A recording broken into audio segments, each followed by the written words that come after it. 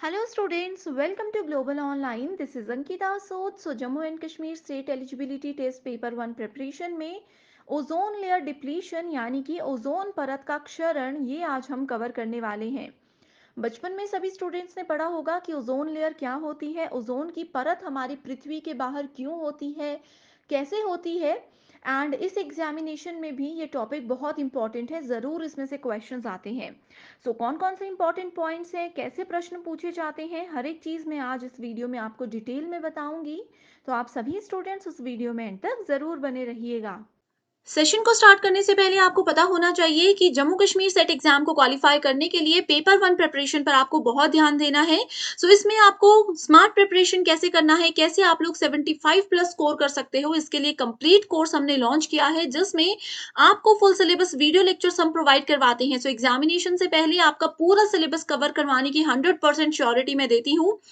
हर एक video lecture में smart tricks और शॉर्ट ट्रिक्स के साथ आपको बहुत ही सिंपल और इजी लैंग्वेज में सारे कॉन्सेप्ट्स क्लियर करवा दिए जाएंगे। फुल सिलेबस नोट्स यहाँ पर आपको पीडीएफ के फॉर्मेट में हम प्रोवाइड करवाते हैं जिसको बहुत ही आसानी से आप सभी अपने मोबाइल फोन में भी डाउनलोड करके कभी भी कहीं पर पढ़ सकते हो। फुल सिलेबस मॉक टेस्ट में कंप्लीट 10 यूनिट्स को कवर किया गया है जिसमें से एज इट इज क्वेश्चंस बहुत बार एग्जाम में पूछे जाते हैं।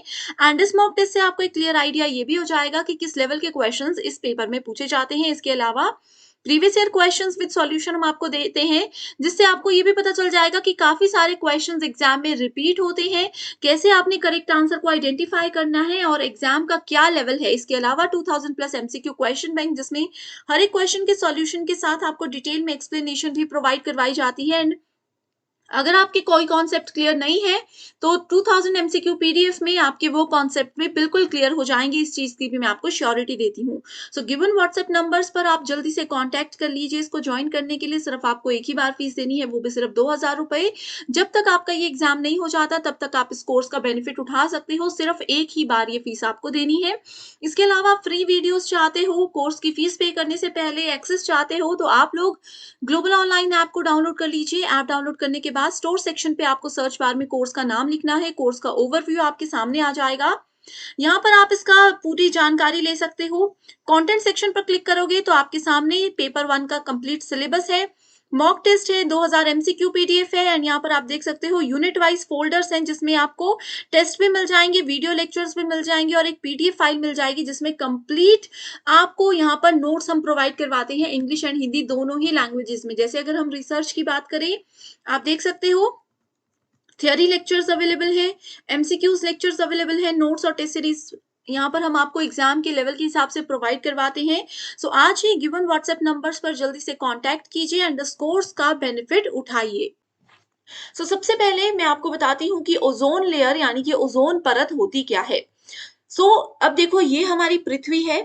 पृथ्वी से कम 15 से 30 किलोमीटर की दूरी पर एक लेयर होती है जिसको ओजोन लेयर यानी कि ओजोन परत कहा जाता है। ये लेयर करती क्या है? अब सूर्य, आपको पता है कि सूर्य क्या है? एक आग का गोला है। बचपन में सबने पढ़ा है सूर्य एक आग का गोला है। एंड सूर्य से जो किरणें हमारी पृथ्वी पर आती हैं, ये किरणें, आपको पता है गर्मी में इतनी ज्यादा गर्मी हो जाती है कि हम दिन के समय बाहर नहीं निकल सकते। तो ओजोन लेयर क्या करती है? सूर्य से जो किरणें आती हैं उसमें कुछ नुकसानदायी किरणें भी होती हैं जो कि अल्ट्रा वायलेट रेज होती हैं। नुकसानदायी अल्ट्रा वायलेट किरणें होती हैं जिनको हमारी पृथ्वी में अंदर आने से रोकती है ओजोन लेयर। अब आप बोलोगे कि सूर्य की किरणें तो हमारी पृथ्वी पर आती ही है, तो ओजोन लेयर क्या कर रही है? तो देखो, कुछ किरणें हमारी पृथ्वी पर आती हैं जितनी हमारी पृथ्वी में रह रहे इंसानों, जीव जंतुओं, पेड़ पौधों के लिए जरूरी हैं। जो नुकसान देने वाली किरणें होती हैं उनको रोकने के लिए ये ओजोन परत बहुत ज्यादा जिम्मेवार होती है। लेकिन अब क्या हो रहा है? ओजोन लेयर के बारे में तो हमने पढ़ लिया, बहुत जरूरी लेयर ये होती है अपनी पृथ्वी को बचाने के लिए। अगर ये ओजोन लेयर ना हो तो सूर्य की डायरेक्ट किरणें हमारी पृथ्वी पर पड़ेंगी जिससे कि इंसानी जीवन जीना भी मुश्किल हो जाएगा, पेड़ पौधे मुरझा जाएंगे, पशु पक्षी का जीवन जो है मुश्किल में पड़ जाएगा, बहुत से लोगों को स्किन प्रॉब्लम्स, ये सब चीजें हो सकती हैं। ये एक रिसर्च के दौरान कहा गया था। देखते हैं डेफिनेशन में क्या कहा गया है। Ozone layer is a region in the earth stratosphere. अब आपको पता है कि हमारा जो पृथ्वी है उसमें मल्टीपल लेयर्स होती हैं, मल्टीपल मंडल होते हैं जिसमें कि समताप मंडल जो है उसमें ओजोन लेयर होती है। जिसमें ओजोन की उच्च सांद्रता होती है और यह पृथ्वी को सूर्य की हानिकारक पैराबैंगनी किरणों से बचाती है। अल्ट्रावायलेट रेज को पैराबैंगनी किरणें कहते हैं। उन किरणों को पृथ्वी पर आने से रोकने के लिए ओजोन परत जो है बहुत ज्यादा जरूरी होती है।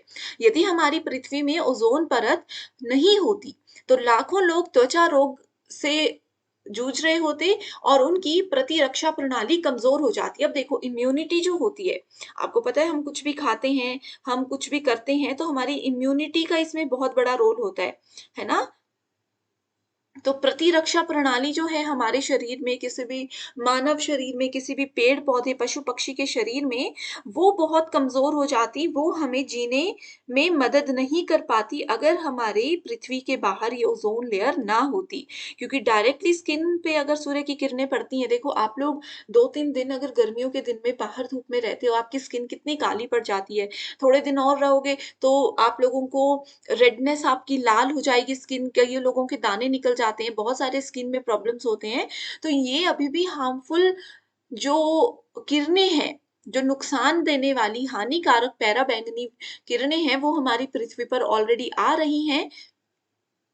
वो कैसे आ रही हैं? क्योंकि समय के साथ-साथ जो ओज़ोन लेयर की मोटाई है, वो घटती जा रही है, ओज़ोन लेयर पतली होती जा रही है, जिसको कि ओज़ोन लेयर डिप्लीशन कहा जाता है, जो कि हमारा आज का टॉपिक है ओज़ोन परत क्षरण। ठीक है? इसको भी आगे देखेंगे, पहले ये डेफिनेशन देख लेते हैं। पृथ्वी में ओज़ोन लेयर का एक बहुत इंपॉर्टेंट रोल होता है एंड अब बात आती है कि ओज़ोन लेयर पतली क्यों हो रही है?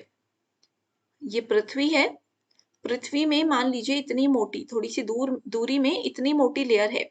अब ये लेयर धीरे-धीरे ना पतली होती जा रही है। अब कोई ये लेयर पतली होती जाएगी तो दिखती-सी बात है, इसका जो काम करने का तरीका है, जो इसमें शक्तियाँ हैं, जो इसमें पावर है, जो इसका मेन काम है, वो भी स्लो हो जाएगा। तो अब रीज़न पहले आपको मैं बताती हूँ कि ये पतली क्यों हो रही है, फिर बताएँगे कि इसको कैसे रोका जा सकता है, कैसे बचाया जा सकता है। अब देखो हम लोग ट्रांसपोर्ट यूज़ करते हैं, अब कहीं जाना है आप बोलोगे तो गाड़ियों के बिना तो जा नहीं सकते, लेकिन बहुत एक्सेस ट्रांसपोर्टेशन की वजह से जो धुआँ निकलता है, काला धुआँ निकलता है, वो हमारे पर्यावरण को नुकसान पहुँचाता है ना? उसमें वायु प्रदूषण होता है। तो उस वायु प्रदूषण को कैसे रोका जाए, इसके लिए सरकार ने बहुत सारे रूल्स भी बनाए हैं, ठीक है? उस वायु प्रदूषण में क्या हो रहा है, वो प्रदूषण बढ़ते-बढ़ते हमारी पृथ्वी के ऊपर, आप देखते हो ना कभी धुआँ निकलता है तो वो ऊपर की ओर जाता है, तो वो ऊपर जाता जाएगा और पृथ्वी में, पृथ्वी के बाहर ये जो ओज़ोन लेयर है, इस लेयर पर वो चिपकता जा रहा है। इस लेयर को वो क्या करता है, खत्म करता जा रहा है, जिसकी वजह से लेयर पतली होती जा रही है। यहाँ पर सिर्फ गाड़ियों के काले धुएँ की बात नहीं हो रही है, इसके अलावा भी बहुत सारी गैसेज़ हैं जिनके नाम आपने याद रखने हैं, जैसे हैलोजन है, मिथाइल क्लोरोफॉर्म है, कार्बन कहाँ गया? कार्बन टेट्रा क्लोराइड है, और ये सारी जो गैसेज़ हैं, ये भी नुकसान दे रही हैं। अब आप बोलोगे कि ये सारी गैसेज़ हमें क्या पता, है ना? हम थोड़ी ना इन गैसेज़ के रिलीज़ के लिए रिस्पॉन्सिबल हैं। तो मैं आपको बता देती हूँ कि आप लोगों ने घर पे सुना होगा, है ना? कि घर पे पेरेंट्स बोलते हैं बचपन से कि फ्रिज से कुछ निकाल रहे हो, तो फ्रिज से सामान निकाल कर एकदम से उसको बंद कर दो।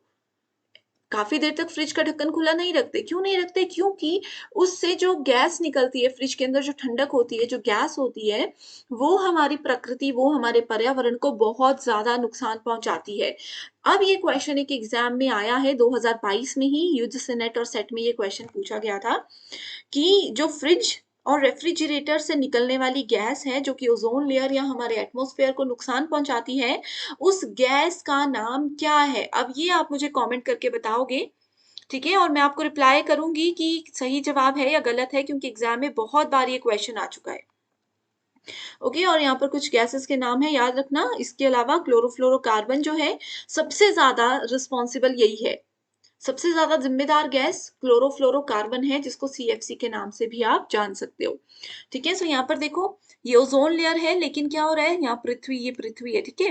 पृथ्वी से कोई धुआँ, कोई गैसेज़, प्रदूषण निकल रहा है और वो ओज़ोन लेयर को क्या कर रहा है, इसके साथ चिपक रहा है और इसको खत्म करता जा रहा है। अब ओज़ोन लेयर में क्या हो गए हैं, छेद हो गए हैं, होल्स हो गए हैं। ठीक है? जैसे ये गैप आ गया है, मान लीजिए यहाँ पर भी गैप आ गया है। अब सूर्य की किरण जब अंदर आएगी, यहाँ पर पड़ेगी, इस एरिया में पड़ेगी, तो वो क्या होगा, यहाँ पर गैप है। यहाँ पर छेद है तो वो सूर्य की किरण क्या है, डायरेक्टली हमारी पृथ्वी पर पड़ रही है। इससे क्या होगा, इससे हमारी पृथ्वी को नुकसान पहुंचेगा ही पहुंचेगा। सो इसके लिए देखो सबसे ज्यादा रिस्पॉन्सिबल कौन है, क्लोरोफ्लोरोकार्बन है, उसके बाद ओजोन है, ऑक्सीजन, क्लोरीन मोनोऑक्साइड, ये थोड़े थोड़े से नाम याद रख लीजिए। एक चीज और एग्जाम में पूछी जाती है कि ओजोन लेयर कहाँ पर होती है, तो ये स्ट्रेटोस्फियर में होती है। ठीक है, स्ट्रेटोस्फियर मैंने आपको क्या बताया, समताप मंडल, तो ये आप लोगों को याद रखना है। ओजोन लेयर कम होती जा रही है मानवीय गतिविधियों से। लास्ट लेक्चर में हमने एंथ्रोपोजेनिक एक्टिविटीज पढ़ा था, मानव जनित गतिविधियां पढ़ी थी जो कि पर्यावरण को नुकसान पहुंचा रही है। बहुत से मानव ऐसे हैं, हम लोग भी ऐसे हैं जो कि जानबूझकर या फिर अनजाने में पृथ्वी को नुकसान पहुंचा रहे हैं, वो सब चीजें हम देख चुके हैं ऑलरेडी। ठीक है, तो उनकी वजह से भी ओजोन लेयर पतली होती जा रही है। तो अभी ओजोन लेयर को बचाने के लिए गवर्नमेंट ने बहुत से इनिशिएटिव्स लिए हैं, जैसे जो गाड़ियां काला धुआं छोड़ती हैं, उन गाड़ियों को एक वार्निंग दी जाती है कि आप इसको सही करवा दीजिए, और दूसरी वार्निंग ये होती है कि फिर आपकी गाड़ी ही बैन हो जाएगी। अब तो वैसे भी ये गाड़ियां बैन हो चुकी है, डीजल कार्स जो गंदा धुआं छोड़ती थी वो कार्स आना अभी कम हो चुकी है ना। सो ओजोन लेयर डिप्लीशन के ये सब कारण होते हैं जिसको बचाया गया है, जिसको कंट्रोल किया जा रहा है गवर्नमेंट के द्वारा। अब एक और चीज आती है, गवर्नमेंट ने एक प्रोटोकॉल बनाया है।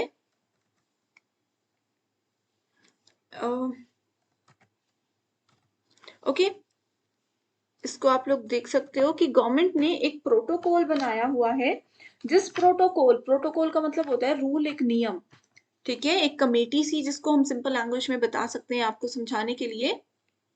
इस प्रोटोकॉल का नाम है मॉन्ट्रियल प्रोटोकॉल। आप में से बहुत सारे स्टूडेंट्स ने ये पढ़ा भी होगा, नहीं पढ़ा है तो कमेंट करके बताइए, मैं इस पे शॉर्ट वीडियो फटाफट से लेकर आऊंगी कि 10 मिनट में आपके सारे कॉन्सेप्ट क्लियर हो जाएं। सो मॉन्ट्रियल प्रोटोकॉल बनाया गया था ओजोन लेयर को बचाने के लिए। ठीक है, ओजोन लेयर को बचाने के लिए बहुत सारी कंट्रीज ने ये प्रोटोकॉल बनाया, इसमें सभी ने अपनी भागीदारी दिखाई और सबने कुछ डिसीजन लिए कि अपने अपने देश में हम ये रूल चलाते हैं कि इससे ही हम अपनी ओजोन लेयर को बचा सकते हैं। ओके, सो मॉन्ट्रियल के बारे में हम डिटेल में फिर पढ़ेंगे, कमेंट करके जरूर बताइएगा। कुछ गैसेस हैं देखो, जैसे मैंने बताया रेफ्रिजरेटर हम यूज करते हैं, एसी यूज करते हैं। बोला जाता है ना कि एसी यूज कर रहे हो तो दरवाजे खुले नहीं रखने चाहिए, क्योंकि उससे जो हवा जाती है, जो गैस वहां से रिलीज होती है, वो पृथ्वी को नुकसान पहुंचाती है। तो ये सब क्लोरोफ्लोरोकार्बन की गैसेस को रिलीज करता है। ड्राई क्लीनिंग जो करते हैं उसमें जो एजेंट्स होते हैं, पाउडर्स वगैरह होते हैं, केमिकल्स होते हैं, वो भी क्लोरोफ्लोरोकार्बन होते हैं। उसके बाद आग बुझाने वाले जो फायर एक्सटिंग्विशर्स होते हैं उसमें हैलोन्स होते हैं। ठीक है, कार्बन टेट्राक्लोराइड, फायर एक्सटिंग्विशर्स और सॉल्वेंट्स में ये चीजें होती हैं। एसी वगैरह में देखो क्या होता है, हाइड्रोफ्लोरोकार्बन्स होते हैं। सबसे ज्यादा क्लोरोफ्लोरोकार्बन जो कि एसी, रेफ्रिजरेटर, फ्रिज, इन सब जगह से रिलीज किया जाता है। Okay, so I hope students ये टॉपिक आपको बिल्कुल क्लियर हो चुका है। अगर ये वीडियो पसंद आई है तो मुझे ज़रूर कमेंट करके बताइएगा। कोई भी डाउट हो तो भी आप मुझसे कमेंट करके पूछ सकते हो, एंड कोर्सेज को ज्वाइन करने के लिए गिवन व्हाट्सएप नंबर्स पर जल्दी से आप कॉन्टैक्ट कर लीजिए। पेपर 1 के साथ-साथ पेपर 2 प्रिपरेशन पर भी ध्यान दीजिएगा। ये आपको एग्ज़ाम क्वालीफाई करने में बहुत ज़्यादा मदद करता है। लेकिन एग्ज़ाम के पैटर्न के अकॉर्डिंग आपको स्मार्ट प्रिपरेशन करना है, और जिसके लिए हम कंप्लीट स्टडी मटेरियल आपको प्रोवाइड करवाते हैं। इसमें आपको फुल सिलेबस नोट्स और एमसीक्यूज मिलेंगे। एमसीक्यूज में previous year questions, most repeated और एक्सपेक्टेड क्वेश्चंस हैं जो कि एग्जाम में एज इट इज पूछे जा सकते हैं। एंड ये स्टडी मटेरियल एग्जाम के बाद इंटरव्यू को क्वालिफाई करने में भी आपको मदद करेगा। सो सब्जेक्ट्स के नाम आपके सामने हैं, अपना पेपर 2 का सब्जेक्ट देखिए एंड गिवन व्हाट्सएप नंबर्स पर कांटेक्ट करके इसको आज ही ज्वाइन कर लीजिए। इसके लिए सिर्फ आपको एक ही बार फीस देनी है, 1280 रुपए। मैं आपको अश्योरिटी देती हूँ कि एग्जाम जब तक नहीं हो जाता, जब तक इंटरव्यू क्वालिफाई नहीं हो जाता, आप इस स्टडी मटेरियल का बेनिफिट उठा सकते हो।